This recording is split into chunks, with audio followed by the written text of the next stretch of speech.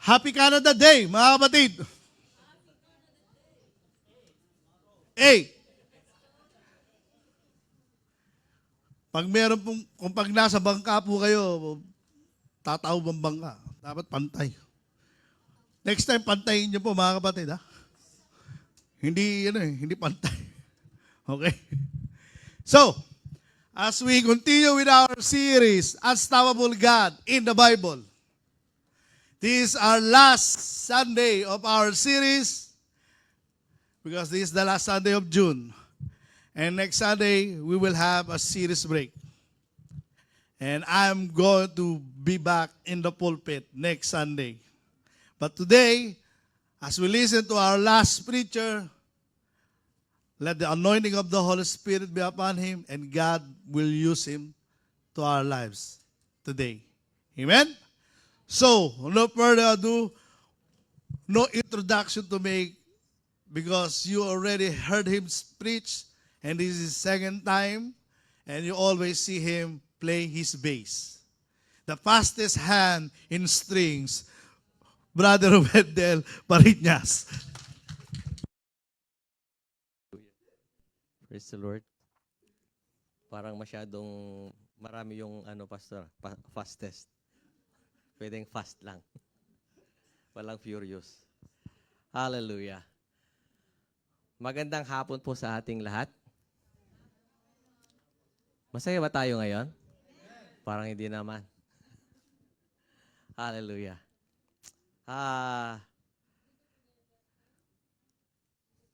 Good afternoon po sa ating lahat. Sino pong excited ngayong hapon? Ba? Buti pa kayo excited. Ako ninenervyos. So, for this whole month of June, we have learned of some fathers in the Bible, how they become an unstoppable dad by the help and blessing of the unstoppable God.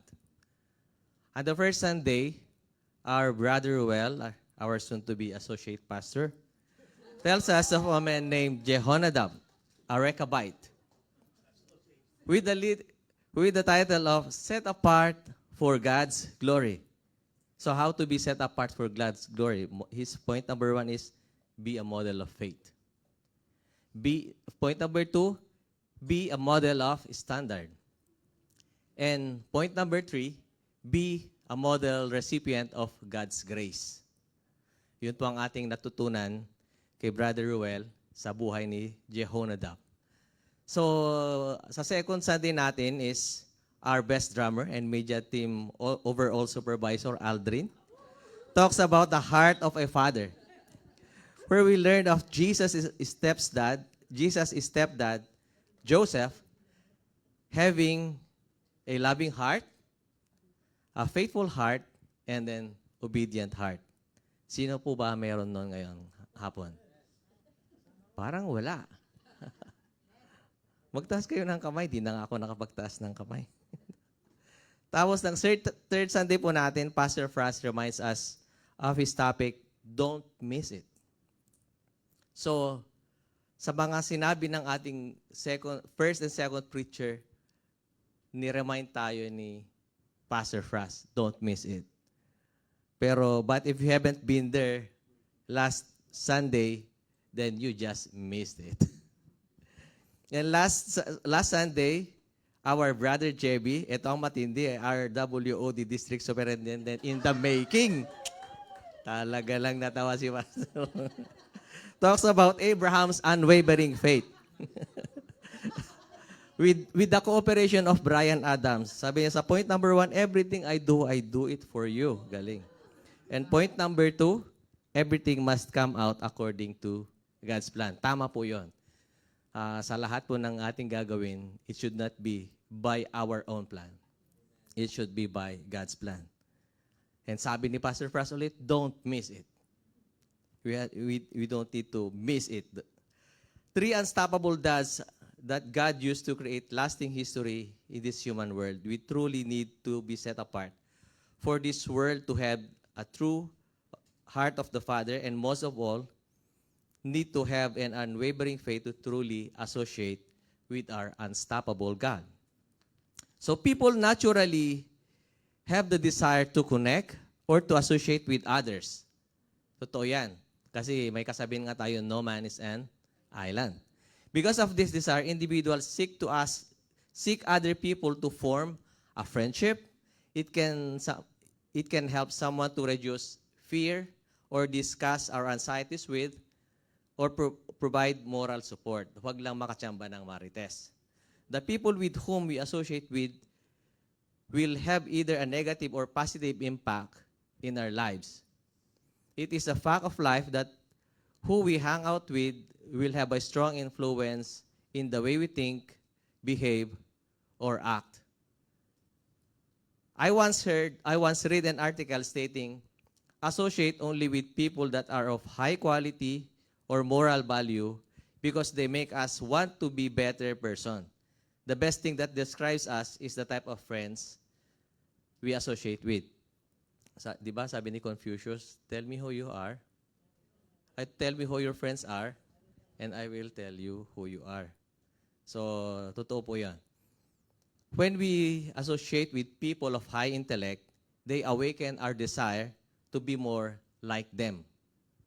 Di ba? Mga negosyante na maliliit, they tend to associate with big firms kasi gusto nila mapasama sa mga big firms. So, ganun din po sa atin. Being in their company, our pace of growth increases and sometimes it helps surpass our limitations as well kasi nata-challenge nga tayo. Researchers also found out that intellectual people are likely to live longer and are lower risk of getting a disease. Indeed, intelligence and health go together. It is also proven that intelligent people also have a faster reaction time.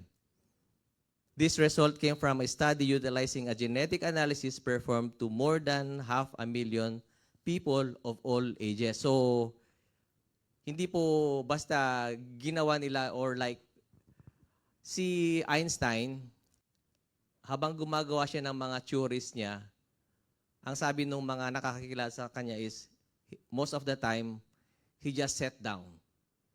Wala siyang ano. So, yung mga theories niya is prino pa ng ibang tao.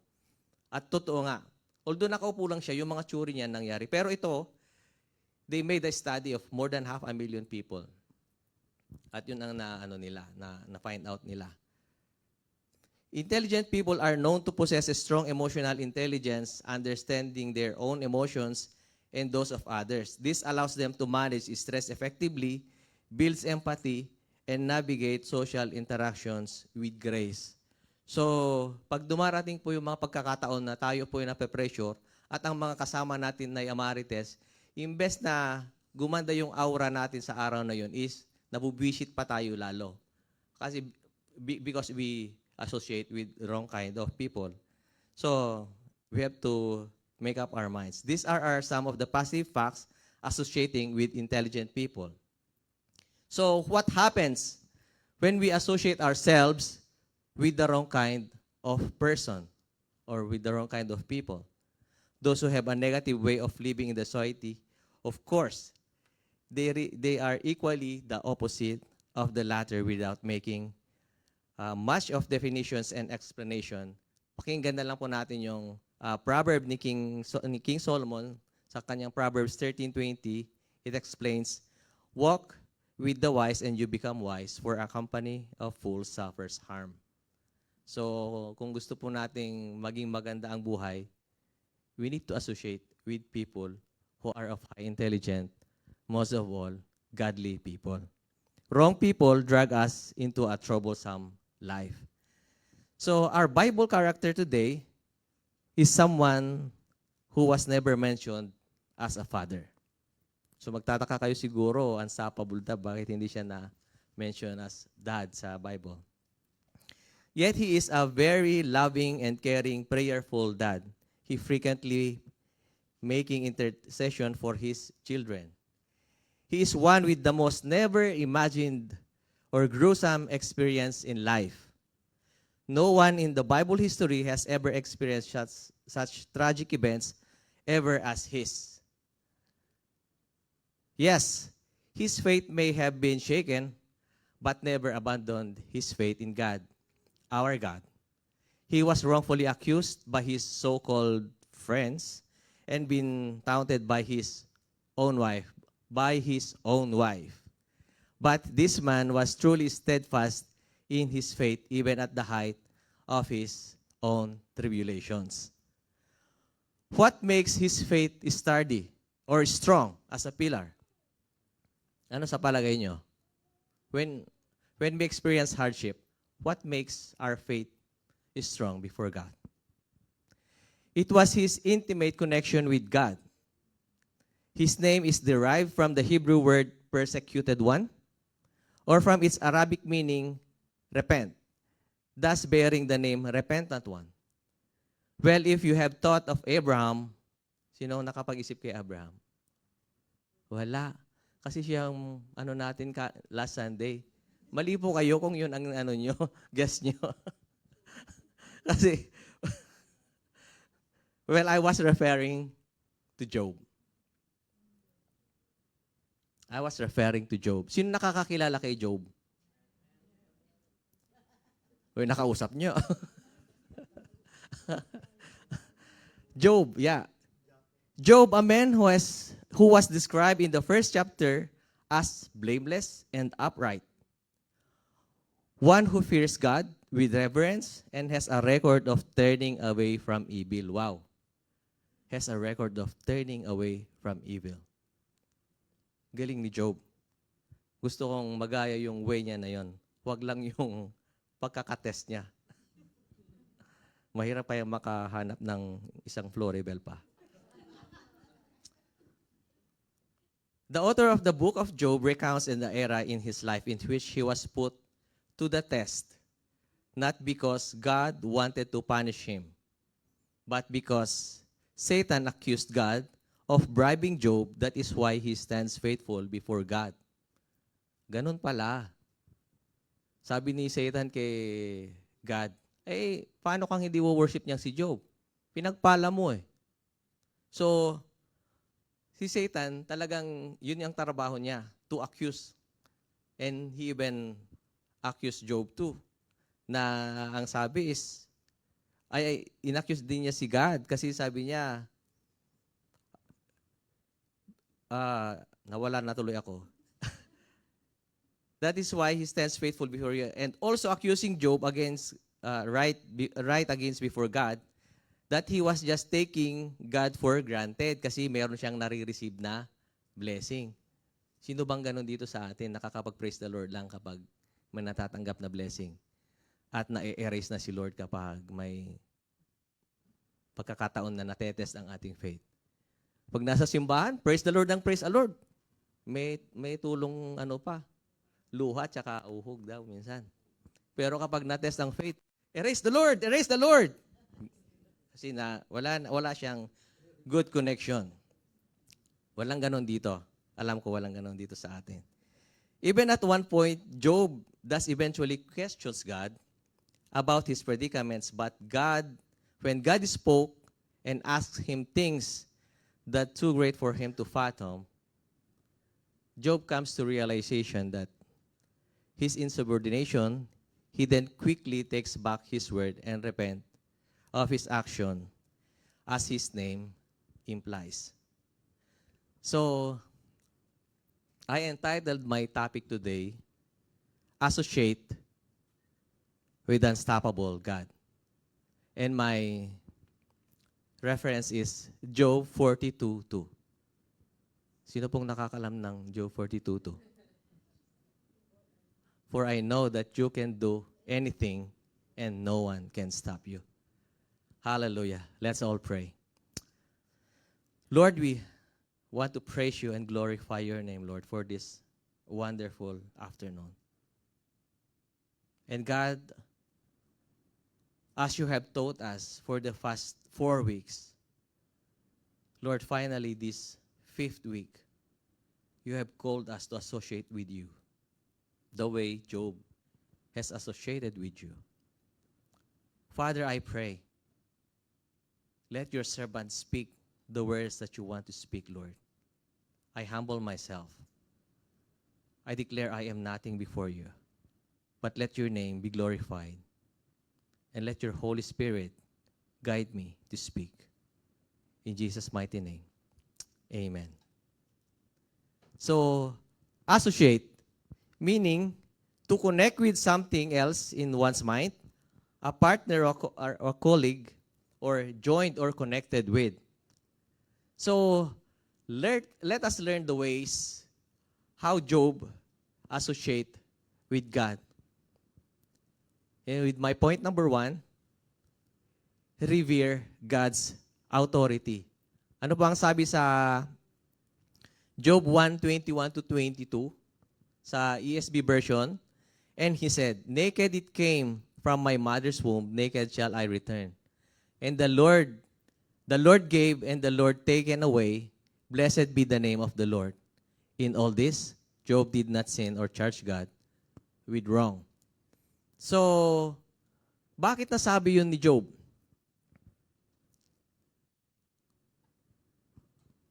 Bakit niya nasabi na, naked I came from my mother's womb, and naked shall I return? The Lord gave and take away. Blessed be the name of the Lord.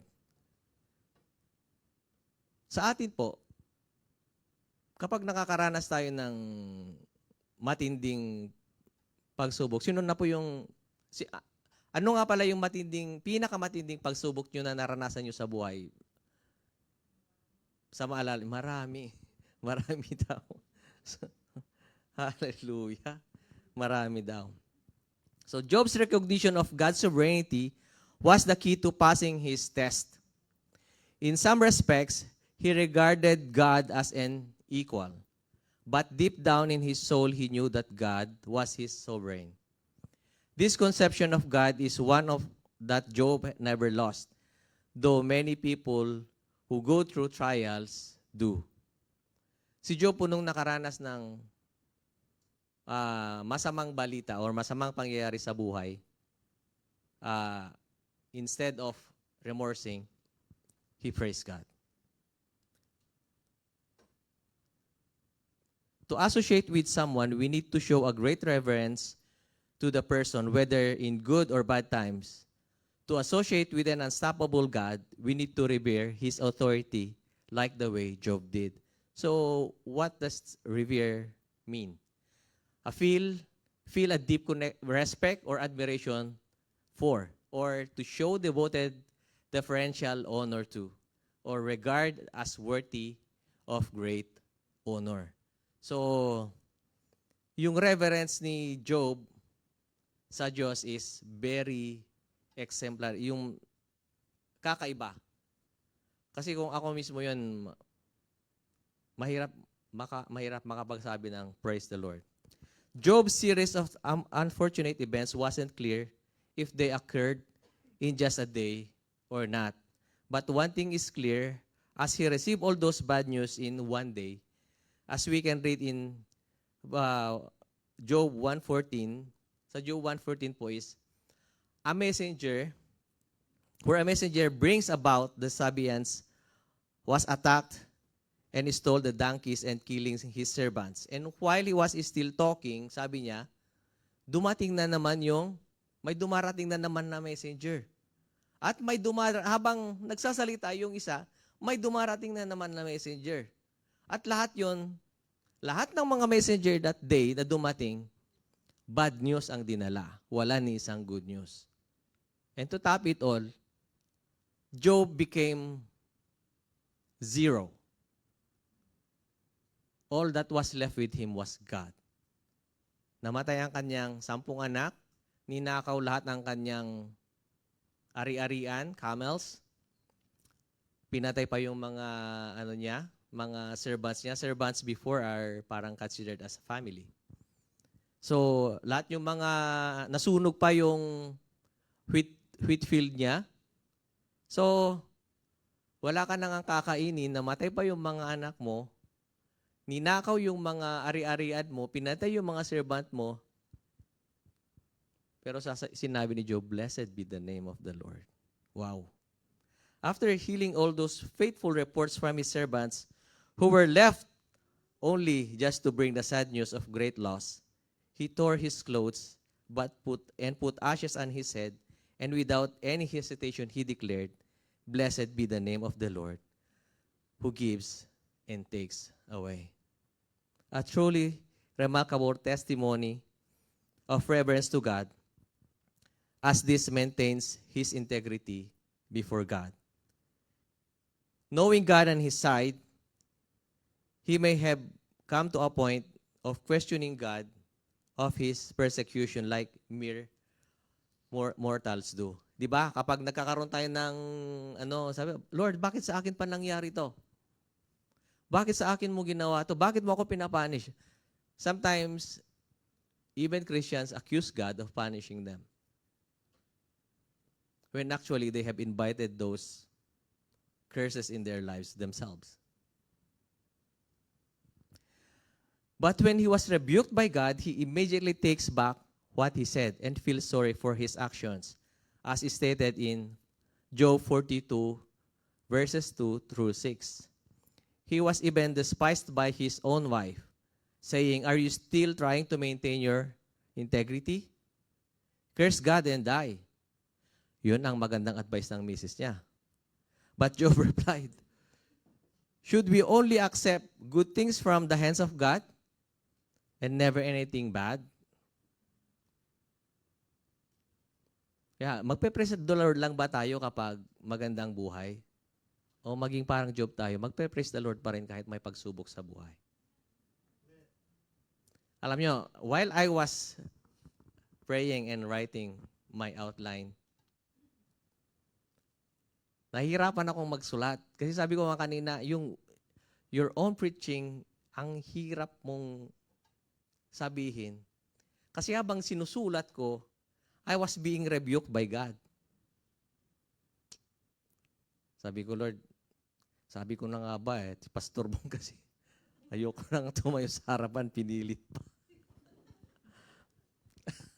Although he was accounted for as his righteous man, still he experienced a kind of unjust persecution instigated by Satan itself. So, ang nangyari, ipinagmalaki ng Diyos si Job. Kaya siya nagkaroon ng ganon. See, when you are being persecuted, or so you think you are being cursed by God, no. If you do the right thing, God will not curse you. But instead, ipagmamalaki ka niya kay Satan. Sasabihin niya sa'yo, "Oh, nakita mo na ba si Patrick? Oh, yung servant kong yun. Nakita mo na ba si Ruel? Nakita mo na ba si Aldrin? Dala-dalawa ang trabaho. Kung makauwi yan, madaling araw na. Nag-devotion pa.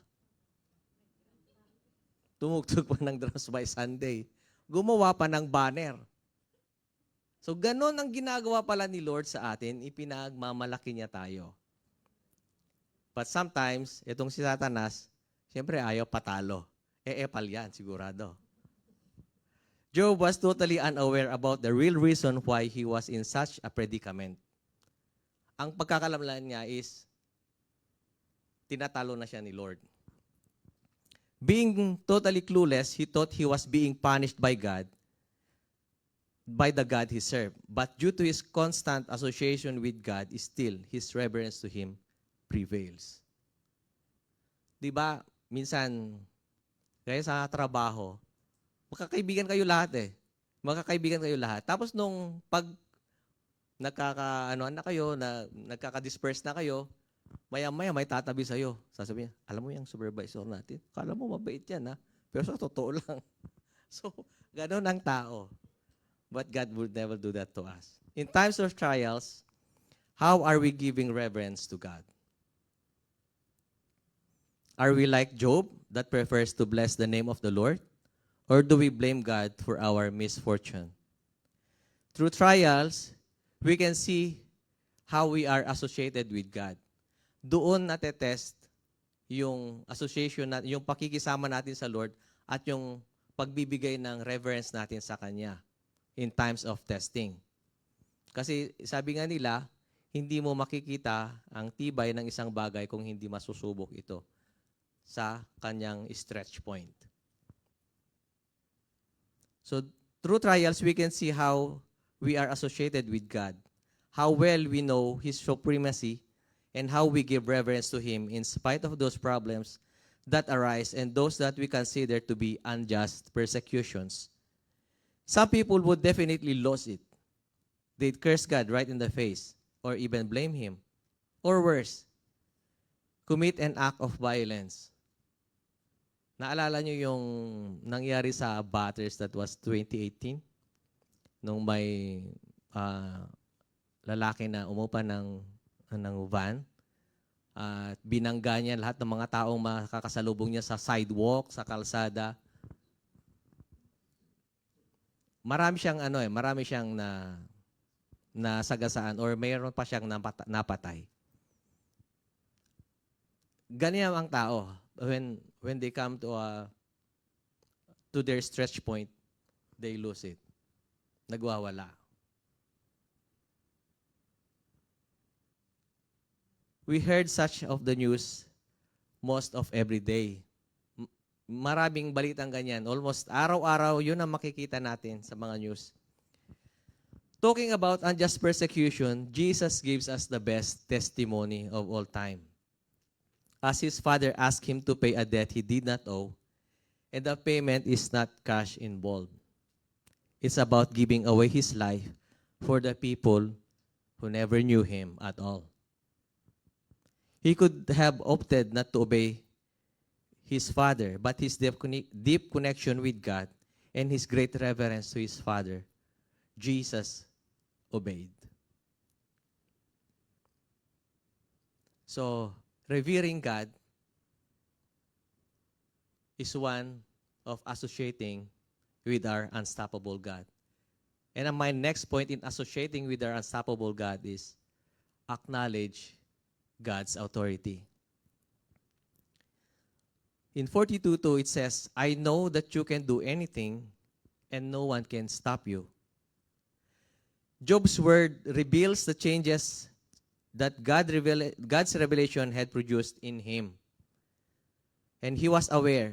He was aware and as never before God that God had all the power and all wisdom. This resulted in an attitude of awe and submission. He saw that it was foolish for him to question God's actions. God knew what he was doing, even though Job did not. So let us see the meaning of acknowledge. It says, accept or admit the existence of truth or recognize the fact or importance of. So it was a bold yet humble statement that acknowledges God's ultimate supremacy over every being.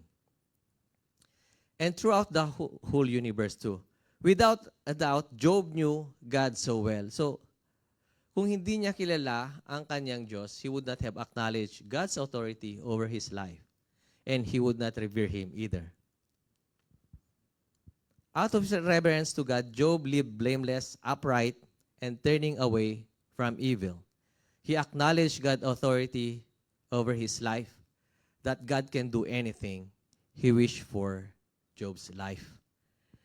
Job acknowledged before God that he didn't know what he was saying. Yan po yung when he was questioning God. Kasi dumating na nga siya sa point na, Lord naman, faithful naman ako. Bakit mo ako ginaganito? To paraphrase Job's word. Because he spoke about things that are too wonderful for him to understand. His reverence to God caused him to repent over his wrong actions and accusations before God. Nung nagpaliwanag sa kanya si Lord, agad siyang nag-withdraw. Sabi niya, I know nothing what I'm talking about, sabi ni Job. That's how he acknowledged God and how he reveres God, authority in his life. Same is true with us. In order to fully associate with God, we have to acknowledge God as the only authority over us in every aspect of our life, especially our finances, our plans, and our priorities. Kasi minsan, we used to battle with God. Pag may gusto tayo at ayaw ni Lord, sasabihin, gusto ko kasi Lord eh. Pinipilit natin minsan. So dahil gusto natin and nire-respect ni Lord yung mga decision natin, so pinagbibigyan niya tayo. Pero when we come up to the point na mali pala tayo doon sa desisyon at nagka-buhol-buhol na yung buhay natin, sisisahin natin, Lord naman, alam mo palang mali, pinayagan mo pa. Parang sinisipan natin talaga si Lord. Pero that is true. Nangyayari po yan. Isa na po ako doon. Hindi natin talaga maiwasan. We wrestle with God, then sometimes sisisihin natin si Lord pag nagkaloko na. Attending church services as well as prayer gatherings and connectors group occasionally is not the way of acknowledging God's authority in our lives. Kasi yung mga church services, bakit po kailangan nating umattend ng fellowship na ganito? Kasi kahit, for example, ang Christian, nag-aapoy ka kapag nakikita ang mga kapatid mo. Pero kung alone ka, ang kasama mo is walang apoy sa Panginoon, yung apoy mo, unti-unti yang mamamatay. Hanggang sa casual Christian ka na lang. What is a casual Christian? Yun yung tinatawag ni pastor na taga-Zimbabwe. Nagsisimba, uuwi. Simba, uwi. Simba, uwi. Because they don't acknowledge God in their life. Parang yung pagsimba is naging obligation na lang.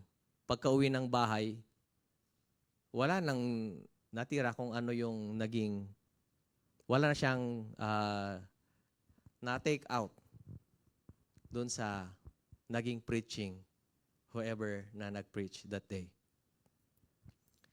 So, Jesus is the person of our influence. And the Holy Spirit constantly reminds us that we should live the way He lived on earth.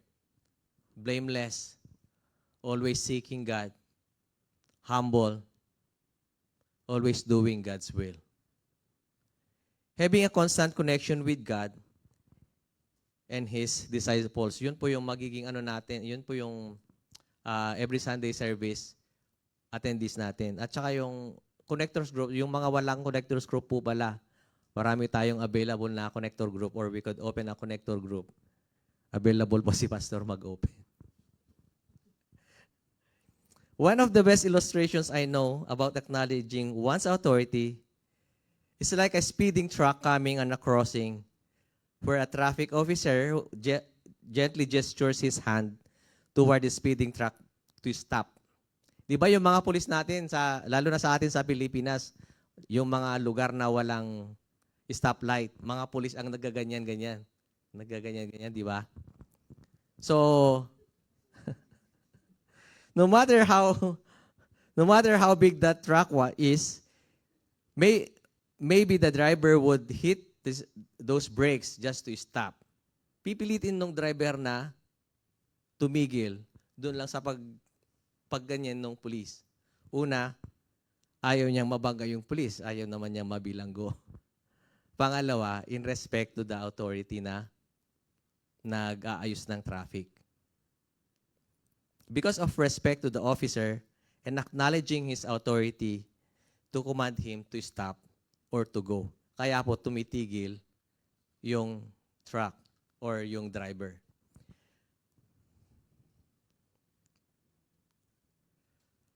How are we acknowledging God in our life?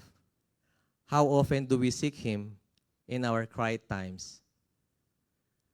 The answer po is, I leave po sa inyo lahat. And our point number 3, malapit na po tayo. Faith in God's authority is still the same book and the same verse and chapter, 42:2. Faith is a complete trust or confidence in someone or something, a strong belief in God or belief, or trust in, or loyalty to God. Putting our faith in God's authority is a sign of total surrender with full confidence that we are in good hands.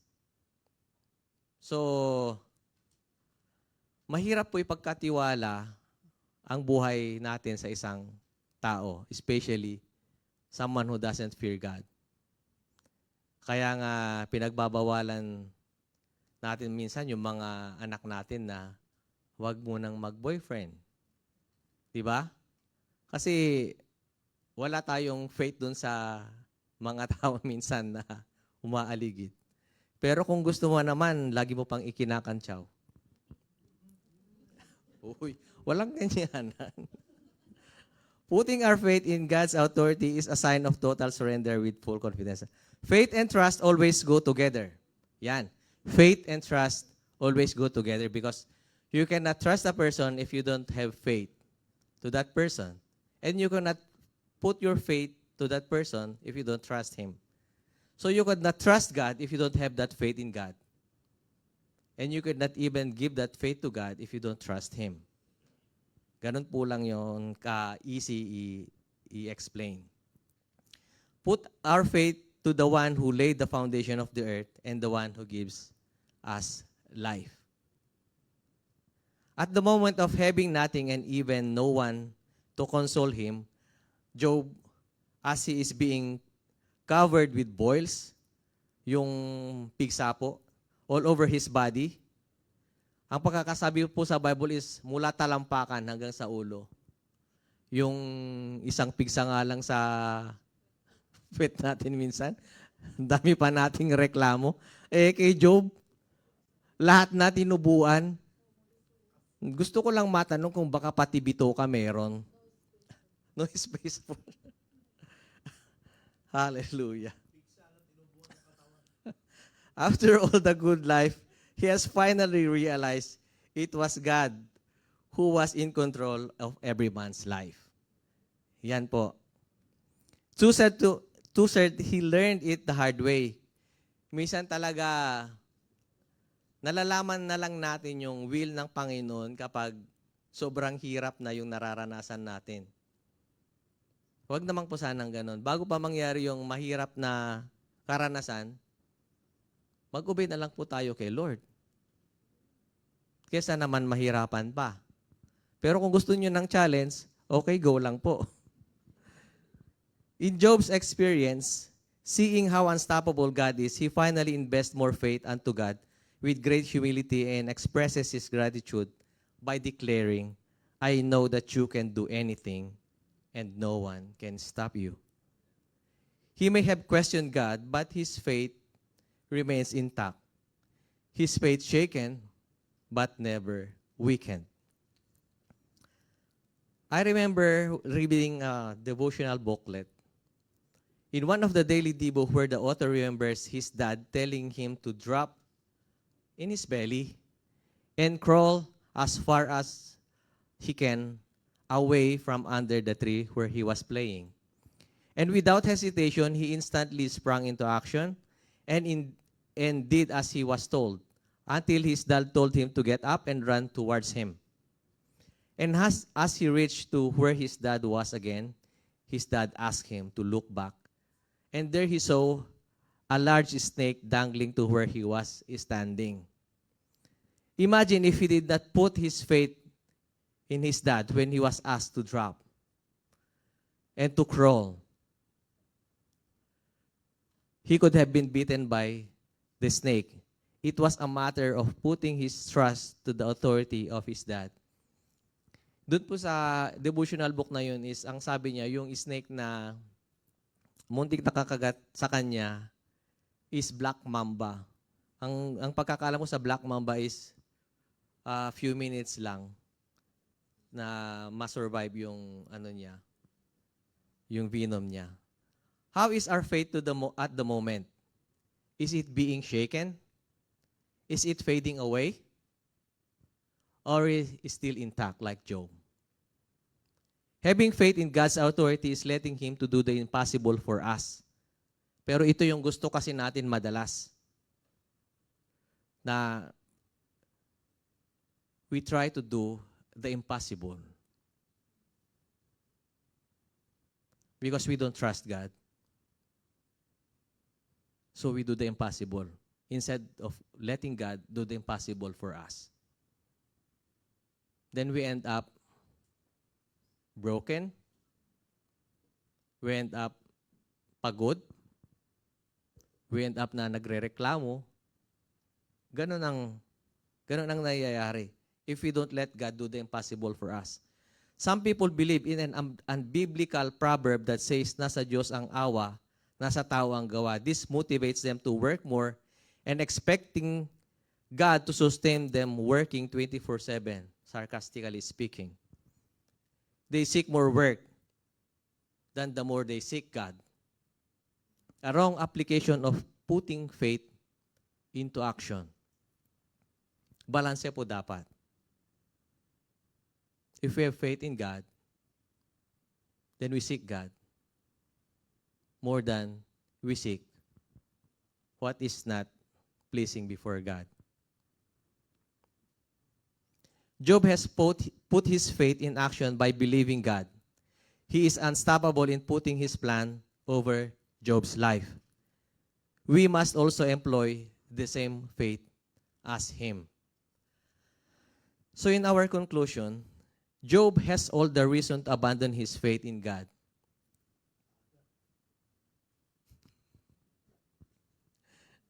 We have been overwhelmed by he has been overwhelmed by undeserved punishment.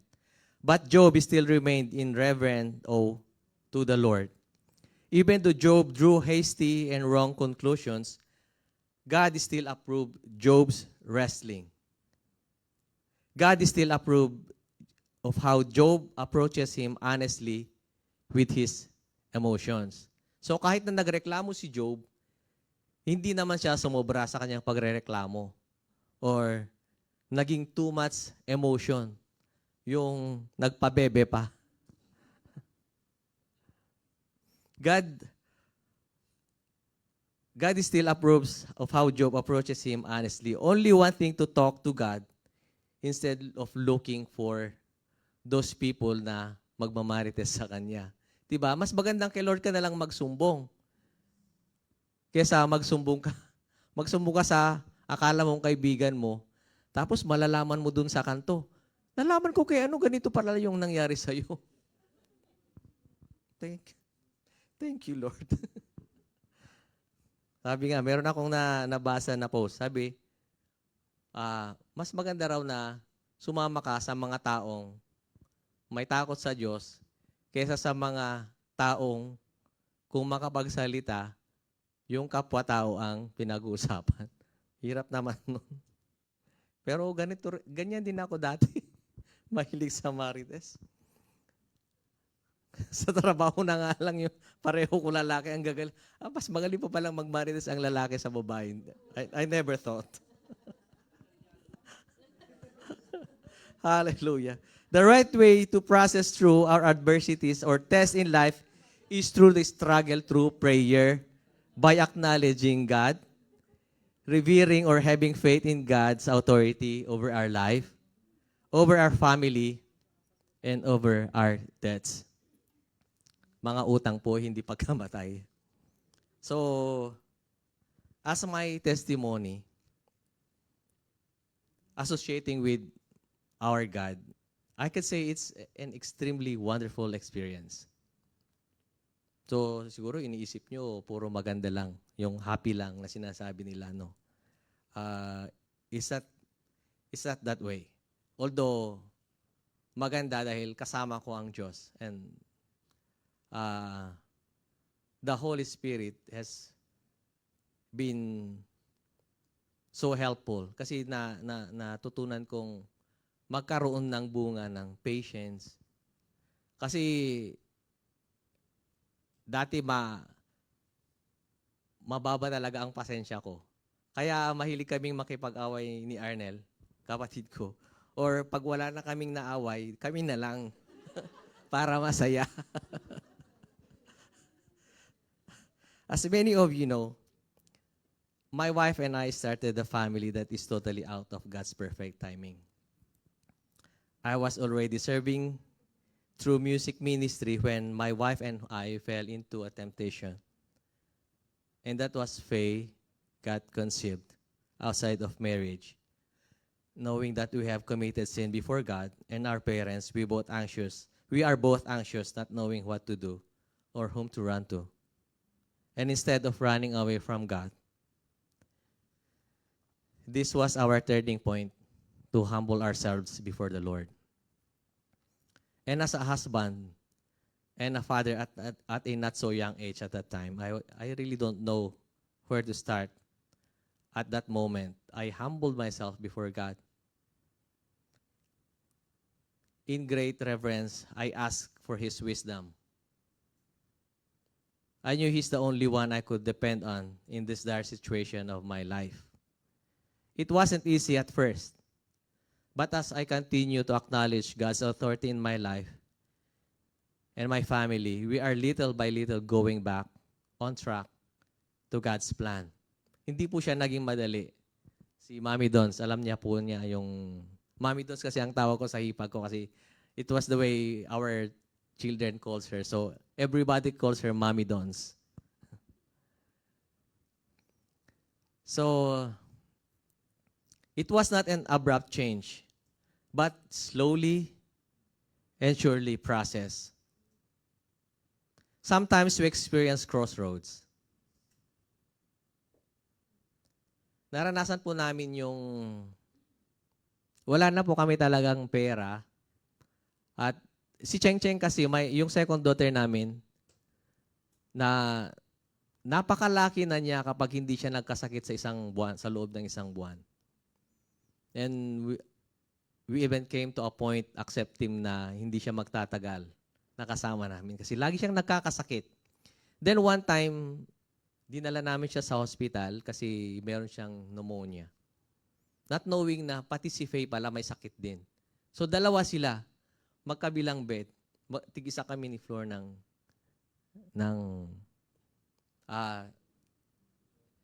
binabantayan. And not even a cent. So, at that time, sabi ko, Lord, I know you have a better plan and you're trying to teach us something. And God made a miracle. Wala po kaming binayaran. Somebody paid for sa mga bills namin sa Ilocos Norte Provincial Hospital. So, ganun po ka miracle working ang Diyos na pinili namin, pag-servant. Until a time came when my wife decided to try working abroad.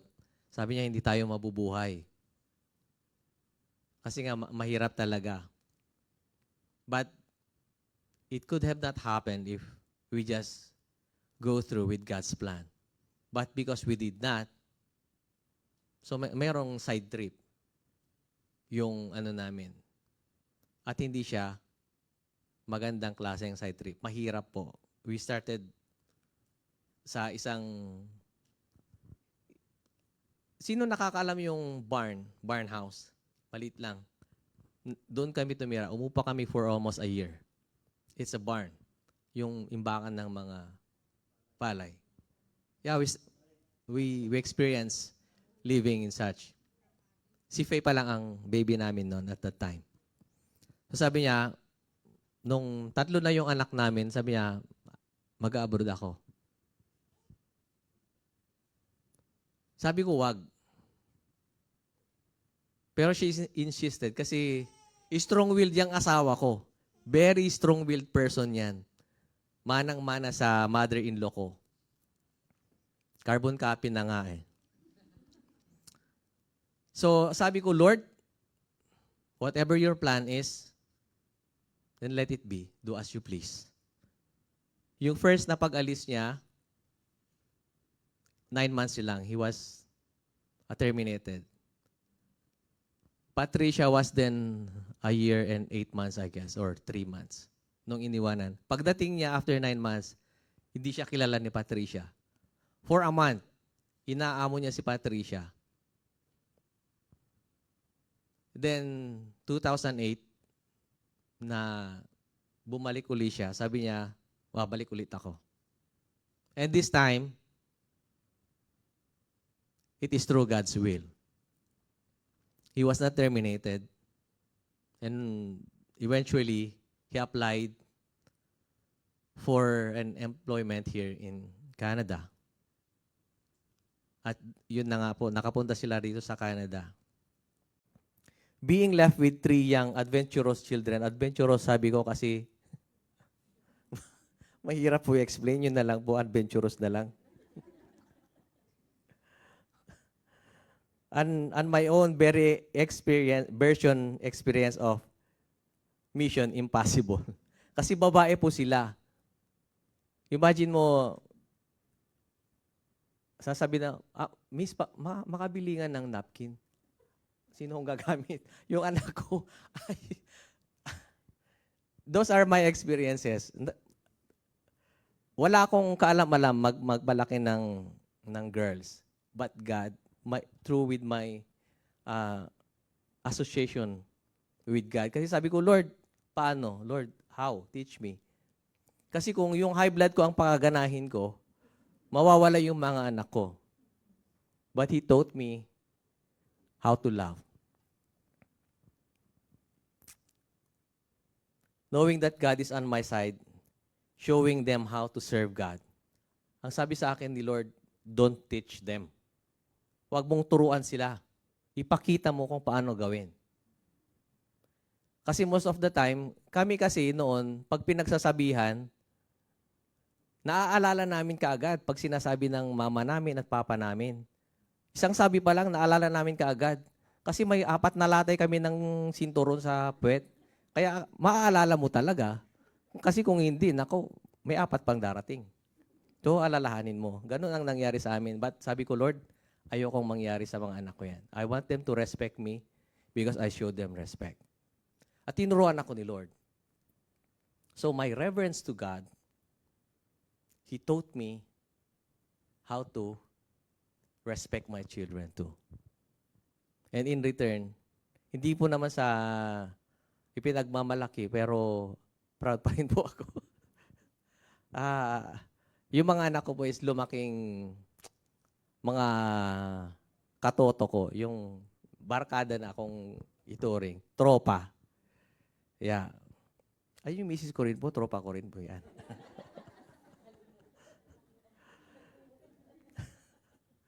They grew up as the Lord had planned in their life. Yun po ang pinakamalaking something na I acknowledge God's authority sa buhay namin as a family. Kasi sabi ko noon, nung ina-apply ni Mrs. ko yung mga papers namin, all we thought, kami ni Arnel makakasabay, kasama nung kaibigan namin. Pastor Bong, Arnel, Odi, yung isa na nandito sa Canada rin, sa kabilang church, at ako, we all serve on the same church, at the same music ministry. And God brought us here. Definitely, God has a plan. At ito na nga po yun. Serving God with you guys here in Canada. The very reason I serve God is to plant seed for my future generation. I don't serve God to seek blessing or financial blessing. Because I want my children's children to be blessed. That's why I do all my best to serve God while I can and until I can. Yung joke nga namin kahapon, hindi ko alam kung sino nagtanong. Sabi, kahit matanda na ba kayo? Sabi, kahit naka-wheelchair pa, kung kayang mag-bass. Kung kayang sabi ni Arnel, kahit matanda na raw, mahina ang mata, magigitara pa rin kung kaya. And that's how we want to serve God. Because we want to invest for the future of our coming generation. And as my challenge to each and every one of us, especially to those pareho kong tatay at mga magiging tatay pa. is let us seek God. Let us associate with God. Kasi, tinestify na ni Job, he is unstoppable. At gagawin niya lahat para mapabuti lang tayo. And no one can stop God from doing that to His faithful children. Sa akin, marami na akong nakitang tatay sa church na nag-attend every Sunday, pero they never show yung pagiging gustong magamit sa church. Doon sa Ilocos, maraming tatay, marami. Yung mga iba pa, ang gagaling sa Bible, but they don't have time to serve God. They have other preferences. And habang lumalaki ang kanilang mga anak, nakikita ko rin na palayo ng palayo yung mga anak sa magulang, especially sa Diyos.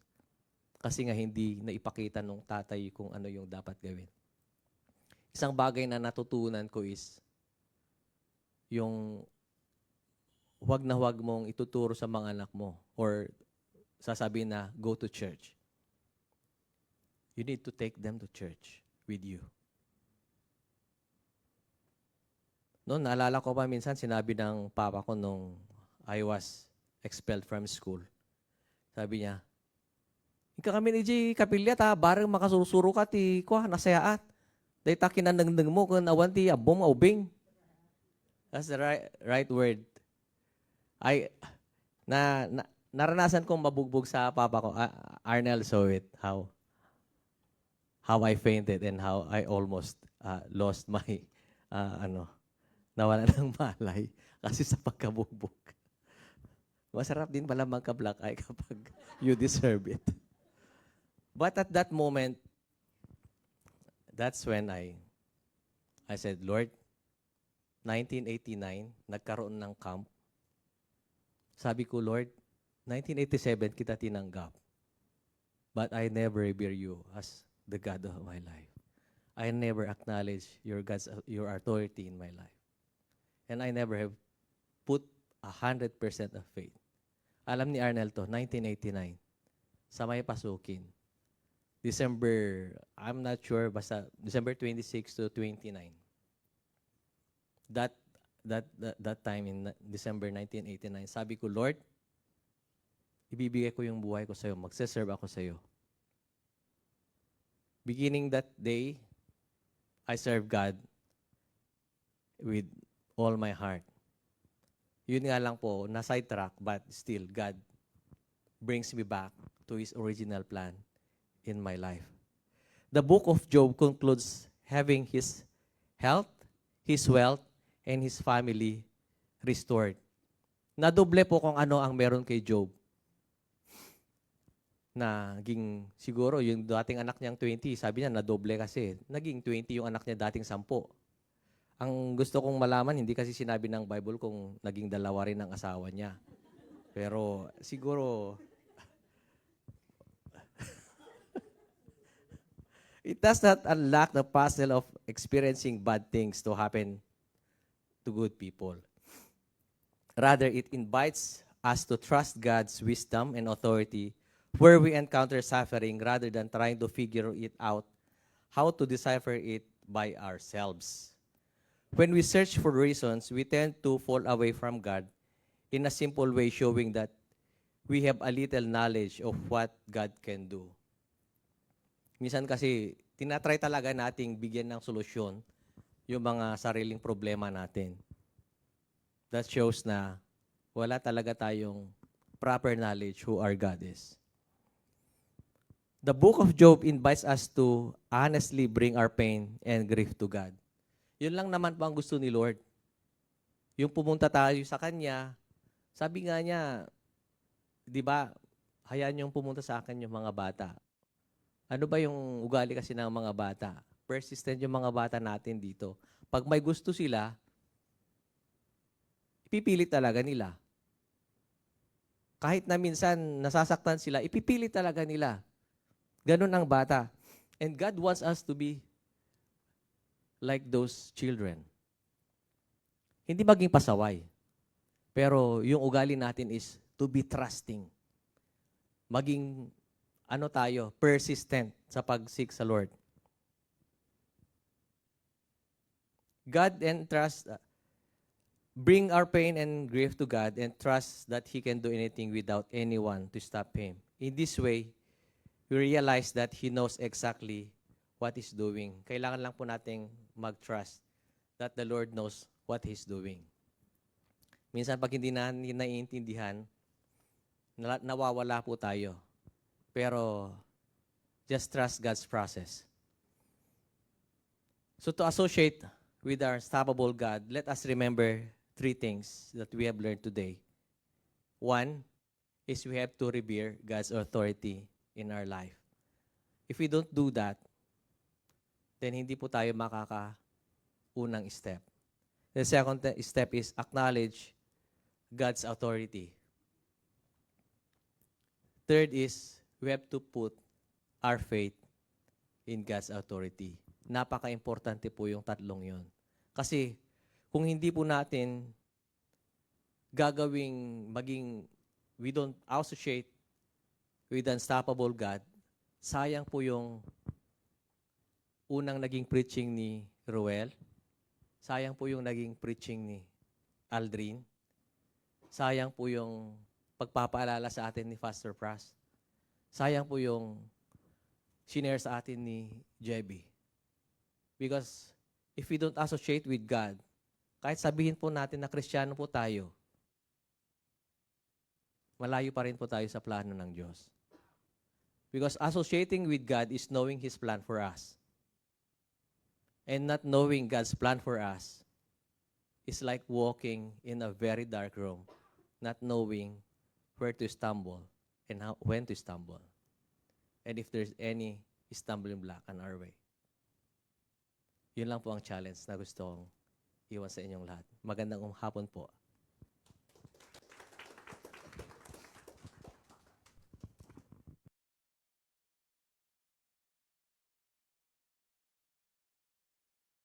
Music team. Just prepare. Thank you, Kuya Wendell, for a simple but powerful message that you have given us. While listening a while ago, I'm thinking and asking the Lord, Lord, what is the meaning of associate for me? Because associate is very deep. And one of the example of associate is this. In Acts 4:13 said, now when they saw the boldness of Peter and John and perceived that they were uneducated, common men, they were astonished and they recognized that they have been with Jesus.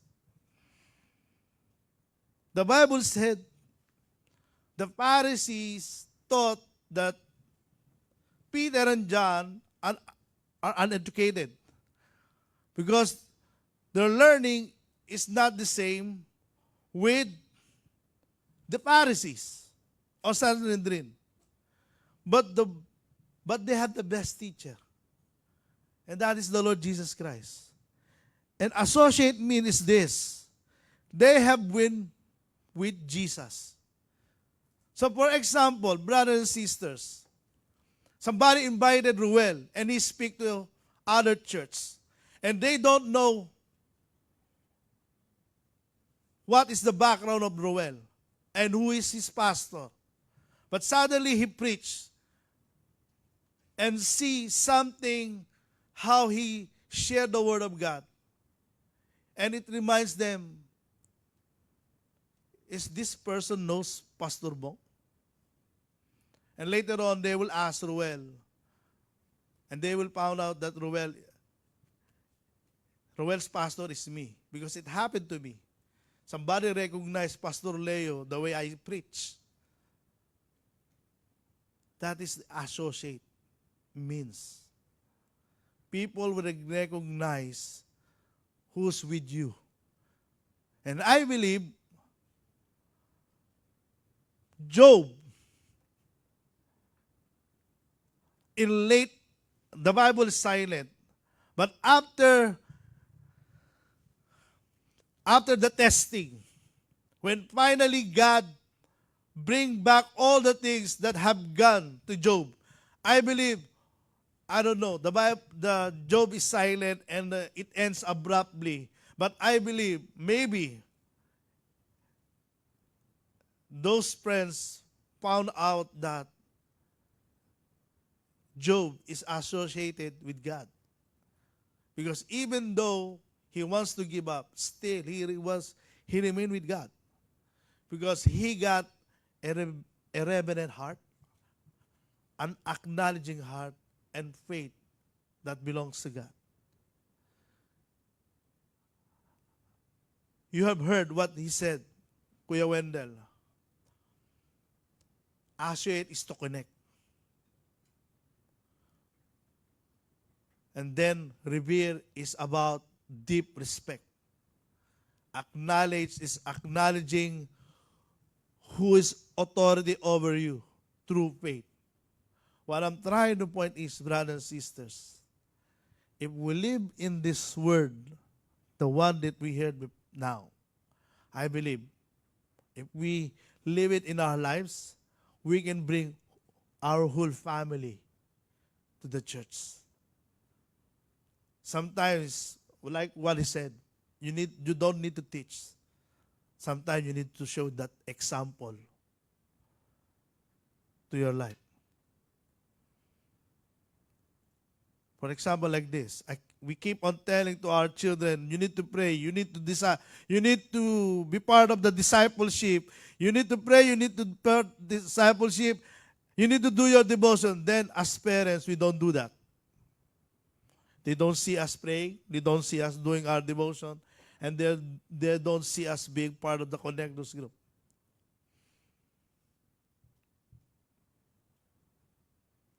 Because what we do, what they see.